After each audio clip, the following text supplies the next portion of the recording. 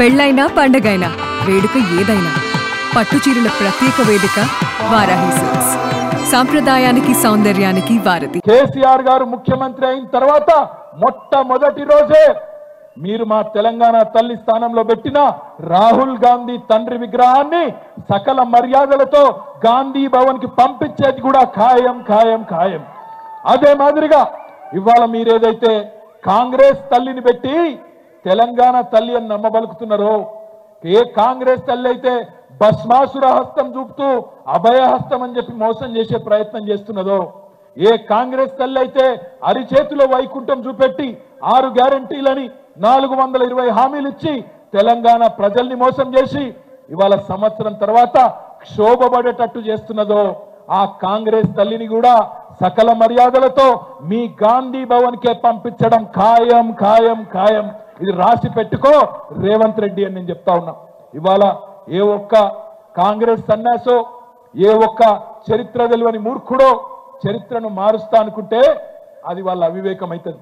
కానీ మనం జాగ్రత్తగా ఉండకపోతే, మనం అప్రమత్తంగా ఉండకపోతే, పెద్దలు చెప్తారు, సింహాలు తమ గాథ తాము చెప్పుకోకపోతే, సింహాలు తమ కథ తాము చెప్పుకోకపోతే వేటగాళ్ళు చెప్పే పిట్ట కథలే చరిత్రగా మారుతాయని చెప్తారు. ఇవాళ వేటగాళ్ళు క్రూరమైన పరిహాసం ఎవరైతే తెలంగాణలోని బీద బిక్కితో ఆడుతున్నారో కాంగ్రెస్ నాయకులు, ఆ సన్నాసులు చెప్పే మాటలు నిజం కావద్దు అంటే ఎప్పటికప్పుడు తెలంగాణ సాంస్కృతిక వారసత్వాన్ని ఇలా మేడ్చల్లో మా తమ్ముడు రాజు వివేకు ఇంత శ్రమ తీసుకొని మిమ్మల్ని అందరినీ ఒక దగ్గరికి తెచ్చి అద్భుతంగా శోభాయమానంగా ఆవిష్కరించుకున్నారు తెలంగాణ తల్లిని. ఇదే పద్ధతిలో రాష్ట్రం అంతా కార్యక్రమాలు చేద్దాం. ఇవాళ జరిగిన అపచారానికి, ఇవాళ ఈ కాంగ్రెస్ ప్రభుత్వం చేసిన అపచారానికి తప్పకుండా మనం తగిన రీతిలో సమాధానం చెప్పవలసిన బాధ్యత ఉన్నది. అందుకే ఈ వేదిక ద్వారా బీఆర్ఎస్ కుటుంబ సభ్యులందరికీ, రాష్ట్రంలో తెలంగాణ ఉద్యమంలో పాల్గొన్న ప్రతి ఒక్క ఉద్యమకారుడికి, ప్రతి ఒక్క ఉద్యమ బిడ్డకు నేను విజ్ఞప్తి చేస్తా ఉన్నా. 2 పనులు చేద్దాం. మొట్టమొదటిది, ఖచ్చితంగా తెలంగాణ తల్లిని బ్రహ్మాండంగా 2007లో ఏ తల్లి అయితే ఉద్యమంలోంచి ఉద్భవించిందో రేపటి నుంచి సోషల్ మీడియాలో, మీ వాట్సాప్ డీపీలలో, సోషల్ మీడియాలో తెలంగాణ తల్లిని డీపీగా పెట్టుకుందాం. ఎవడు ఏం పీకుతాడో చూద్దామనే మాట నేను విజ్ఞప్తి చేస్తా ఉన్నా. అదే విధంగా రాష్ట్ర వ్యాప్తంగా అన్ని నియోజకవర్గాల్లో ఎక్కడికక్కడ ఎక్కడెక్కడైతే తెలంగాణ తల్లి విగ్రహాలు ఉన్నాయో అక్కడ రేపటి రోజున, ఈ రోజు కాంగ్రెస్ ప్రభుత్వం చేసిన అపచారానికి నిరసనగా రేపు మొత్తం రాష్ట్ర వ్యాప్తంగా పాలాభిషేకాలు చేద్దాం, అవసరమైతే పంచామృతాభిషేకాలు చేద్దాం. ఆ తల్లిని జరిగిన తప్పుకు క్షమాపణ అడుగుదాం. ఈ కాంగ్రెస్ మూర్ఖులకు చరిత్ర తెలియదు, ఈ సన్నాసులను క్షమించమని తప్పకుండా కోరదాం. ఇంకా చెప్పాలంటే చాలా ఉన్నాయి.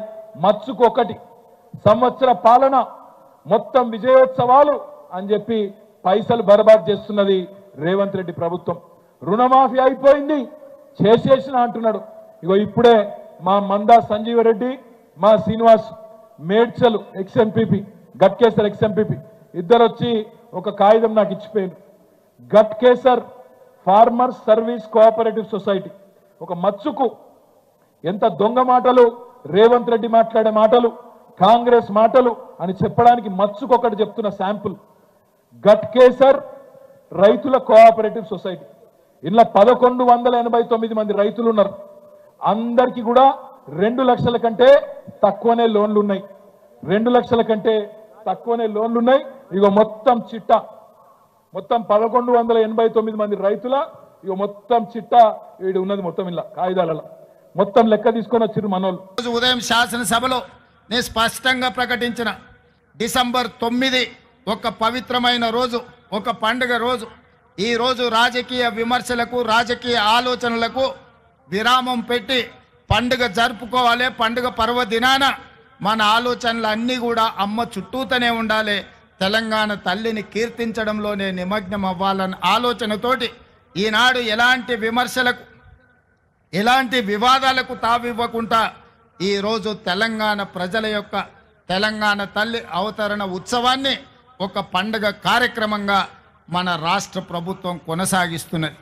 ఇంతకుముందు మిత్రులు ఉప ముఖ్యమంత్రి బట్టి విక్రమార్క గారు ప్రభుత్వం యొక్క సంక్షేమ పథకాలు, ప్రభుత్వం యొక్క అభివృద్ధి విధానాలను సవివరంగా మీకు వివరించడం జరిగింది.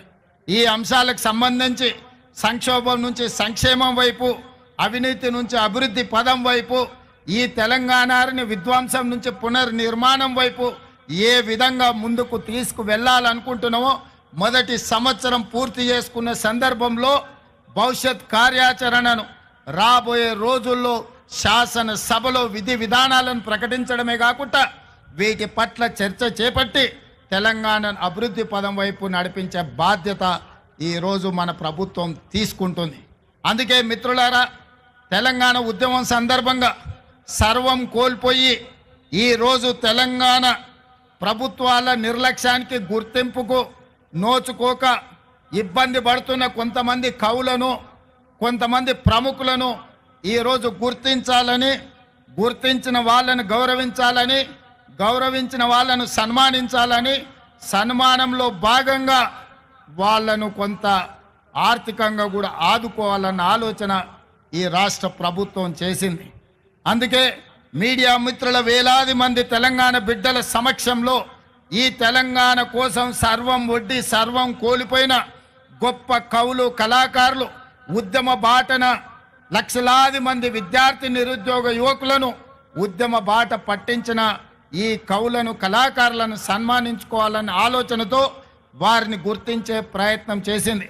అందులో గూడ అంజయ్య తెలంగాణ ఉద్యమం సందర్భంగా అయ్యోనివా ఓరి రాజుగానే, అయ్యోనివా అనే పాట, లేదా ఓరి రాజుగా అనే పాట, ఇలాంటి గొప్ప గొప్ప పాటల ద్వారా తెలంగాణ ఉద్యమాన్ని ముందుకు నడిపించిన గూడ అంజయ్యను తెలంగాణ విధంగా గద్దర్ అన్న అంటే మీకు తెలుసు.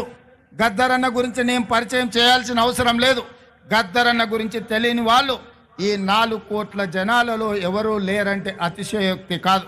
వారే కాదు, బండెనుక బండి కట్టి ఈ పాట పాడని వారు, ఈ పాట వినని వారు లేరు. బండి యాదగిరి కుటుంబాన్ని ఈరోజు తెలంగాణ రాష్ట్ర ప్రభుత్వం గౌరవించాలని నిర్ణయం తీసుకున్నది. అదేవిధంగా ఇంతకుముందే సన్మానించుకున్న అందశ్రీ గురించి నేను కొత్తగా చెప్పవలసిన అవసరం లేదు. అదేవిధంగా గోరెటి వెంకన్న, అదేవిధంగా సుద్దాల అశోక్ తేజ, అదేవిధంగా జయరాజ్, అదేవిధంగా పాశం యాదగిరి, అదేవిధంగా ఎక్క యాదగిరిరావు గారు ఈరోజు మనం నివాళులు అర్పించే అమరవీరుల స్తూపాన్ని ఎక్క యాదగిరిరావు గారే తీర్చిదిద్దిండ్రు. ఈ 9 మంది కవులను, కళాకారులను తెలంగాణ రాష్ట్ర ప్రభుత్వం గుర్తించడమే కాకుండా వారికి ఫ్యూచర్ సిటీలో 300 గజాల ఇంటి స్థలాన్ని ఇవ్వడమే కాకుండా ₹1 కోటి నగదు ఇవ్వడం ద్వారా ఒక తామర పత్రాన్ని తెలంగాణ రాష్ట్ర ప్రభుత్వం ద్వారా వారికి ఇవ్వడం, భవిష్యత్ తరాలు వాళ్ళ మనుమలు, ములి మనుమనులు ఆ తామర పత్రాన్ని చూసి తెలంగాణ రాష్ట్ర ప్రభుత్వం వాళ్ళ కుటుంబ సభ్యులను గుర్తించింది. తెలంగాణ ఉద్యమంలో వారి త్యాగం, వారి పోరాటం ఎంతో స్ఫూర్తిని నింపింది అని చెప్పి ఈ 9 మంది కవులను, కళాకారులను తెలంగాణ రాష్ట్ర ప్రభుత్వం గుర్తించి సన్మానించాలనుకుంటుంది. అందుకే వారికి తామర పత్రాన్ని రాష్ట్ర ప్రభుత్వం అధికారికంగా అందించడమే కాకుండా వారికి ఒక ఇంటి స్థలాన్ని, వారికి ₹1 కోటి నగదును వారికి ఇవ్వడం ద్వారా ఈ ప్రభుత్వం, ఈ 4 కోట్ల తెలంగాణ ప్రజలు మీ త్యాగాలను మరవలేదు. మీ త్యాగాలు చరిత్ర పుటలలో, మీ పోరాటాలు మా మెదళ్లలో శాశ్వతంగా ముద్రించుకుంటాము. మిమ్మల్ని గుండెల్లో పెట్టి చూసుకోవడమే కాదు, 4 కోట్ల తెలంగాణ ప్రజలు, తెలంగాణ రాష్ట్ర ఆకాంక్ష ఉన్న ప్రతి వాడు మిమ్మల్ని భుజాల మీద మోస్తారు అనే ఒక సందేశాన్ని అందించడం కోసమే ఈరోజు వీళ్ళను గుర్తించడం జరిగింది. వాళ్ళకి ఇంటి స్థలమో లేకపోతే ₹1 కోటి ఆర్థిక ప్రయోజనం కోసమో ఈ రాష్ట్ర ప్రభుత్వం ఈ కార్యక్రమాన్ని చేపట్టలేదు. 4 కోట్ల తెలంగాణ ప్రజలు మీ త్యాగాన్ని, మీ సర్వం వడ్డడం వల్ల ఈరోజు తెలంగాణ రాష్ట్రం వచ్చింది. అందుకే ఈ రాష్ట్ర ప్రభుత్వం మిమ్మల్ని గుర్తిస్తుంది, గౌరవిస్తుందన్న సంకేతాన్ని ప్రపంచానికి అందించడం కోసమే ఈరోజు ఈ కార్యక్రమాన్ని తీసుకున్నాం. పెద్ద ఎత్తున ఇక్కడికి వచ్చేసిన వేలాది మంది చప్పట్ల ద్వారా ఈ కవులను కళాకారులను అభినందించాల్సిందిగా మీ అందరికీ నేను విజ్ఞప్తి చేస్తున్నా. మిత్రులారా, కొద్దిమందికి బాధ ఉండొచ్చు, ఆవేదన ఉండొచ్చు, దుఃఖం ఉండొచ్చు. మా ఆలోచనలు, మా కుటుంబ గుర్తింపు, మా రాజకీయ పార్టీ మనుగడకు ఈ నిర్ణయాలు ప్రమాదకరంగా మారుతున్నాయని అనుకోవచ్చు. కానీ ఒక వ్యక్తి కోసమో, ఒక కుటుంబం కోసమో, ఒక రాజకీయ పార్టీ కోసమో తెలంగాణ రాష్ట్రం తెచ్చుకోలేదు. 4 కోట్ల తెలంగాణ ప్రజలు ఏ స్వేచ్ఛ కోసం, ఏ ప్రజాస్వామిక పరిపాలన కోసం, ఏ బహుజనుల యొక్క ఆత్మ గౌరవాన్ని ప్రపంచానికి చాటి చెప్పడం కోసమే ఈ తెలంగాణ రాష్ట్రం తెచ్చుకున్నాం. అందుకే తెలంగాణ పరిపాలన గుండెకాయ లాంటి సచివాలయంలో ఈరోజు తెలంగాణ తల్లిని మనం ప్రతిష్ఠించుకోవడం జరిగింది. ఇది ఒక గొప్ప అవకాశం. ఉమ్మడి రాష్ట్రంలో ఆనాడు అవమానాలు ఎదురైనాయి. తెలంగాణ రాష్ట్రంలో నిర్లక్ష్యానికి లోనైనం. అలాంటి అవమానాలు, నిర్లక్ష్యాలు ఇంకా తెలంగాణ ప్రజలకు ఉండకూడదు అన్న ఆలోచనతో టీజీని రాసుకోవడం కానీ, జై హే జై హే తెలంగాణ గీతాన్ని పాడుకోవడం కానీ, ఈనాడు తెలంగాణ తల్లిని ప్రతిష్ఠించుకొని ప్రతి సంవత్సరం డిసెంబర్ 9 నాడు తెలంగాణ తల్లి అవతరణ ఉత్సవాన్ని అధికారికంగా రాష్ట్ర స్థాయిలో, జిల్లా స్థాయిలో, మండల స్థాయిలో ప్రభుత్వ కార్యక్రమంగా నిర్వహించాలని, అధికారిక కార్యక్రమంగా చెయ్యాలి అని రాష్ట్ర ప్రభుత్వం నిర్ణయం తీసుకున్నది. భవిష్యత్తులో ఈ నమూనాను మార్చాలన్నా, ఈ కార్యక్రమాన్ని ఎవరైనా అవమానించాలన్న ఆలోచన చేస్తే చట్టపరంగా వాళ్ళ మీద చర్యలు తీసుకునే అవకాశం కూడా ఉంటుంది. అందుకే 4 కోట్ల ప్రజల యొక్క ఆకాంక్ష మేరకు ఈ నిర్ణయాన్ని తీసుకున్నాం.